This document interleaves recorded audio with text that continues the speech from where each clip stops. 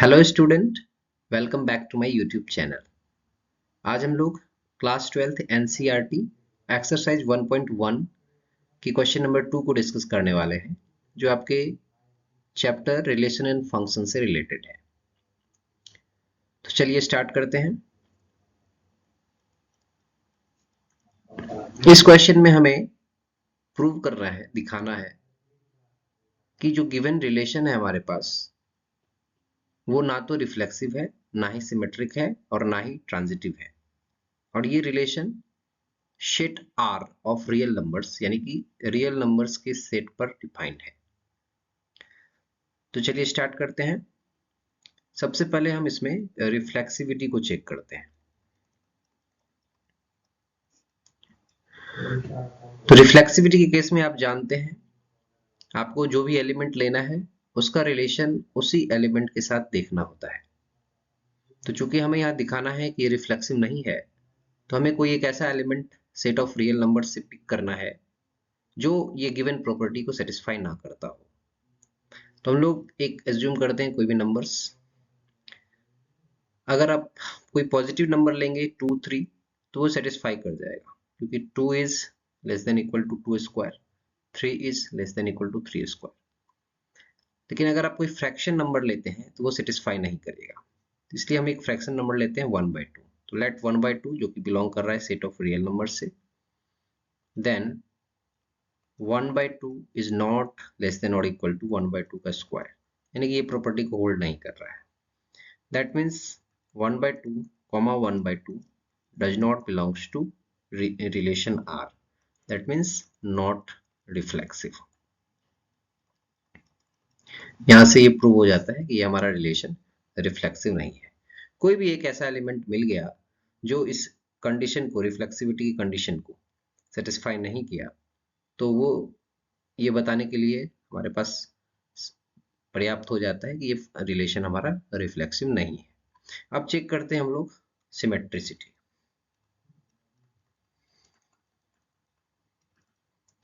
Symmetricity के लिए हमें दो एलिमेंट लेना है, तो ये इजी है। यहाँ पे अगर आप कोई भी दो एलिमेंट लेते हैं तो आपको पता है उसका रिवर्स यहाँ पे सेटिस्फाई नहीं करेगा। तो हम लोग कोई एलिमेंट 1 और 2 ही ले लेते हैं। Let 1 and 2 belongs to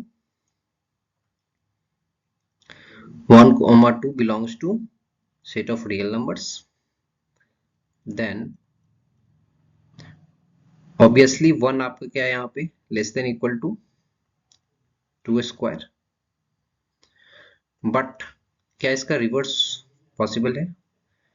but 2 is not equal to 1 square.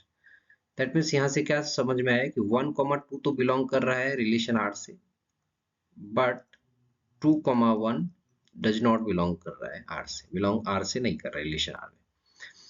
तो अगर सिमेट्रिसिटी होना था रिलेशन को, तो ये दोनों चीज होल्ड करना चाहिए था, पर एक नहीं कर रहा है यहाँ पे। दैट मीन्स यहाँ पे हम लोग कहेंगे नॉट सिमेट्रिक, यानी कि ये हमारा रिलेशन सिमेट्रिक भी नहीं है। अब लास्ट हमें ट्रांजिटिविटी को चेक करना है।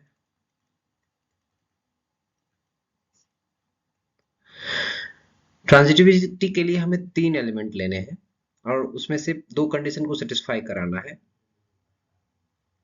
जैसे अगर ए बी, ये वाला होता है ना रूल, आप जानते हैं, ए बी अगर बिलोंग कर रहा है आर से, बी सी बिलोंग कर रहा है आर से, तो हमारे पास ए कॉमा सी बिलोंग करना चाहिए आर से, देन ये ट्रांजिटिव होता है।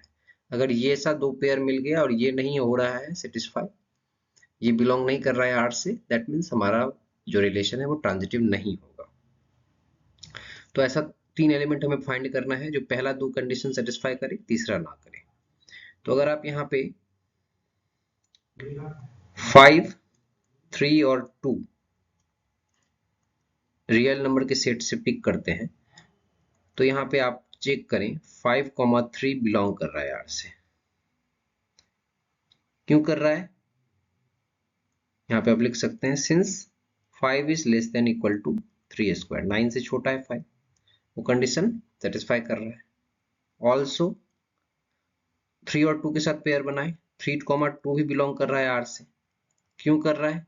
क्योंकि 3 is less than equal to 2 square, 4 से छोटा है।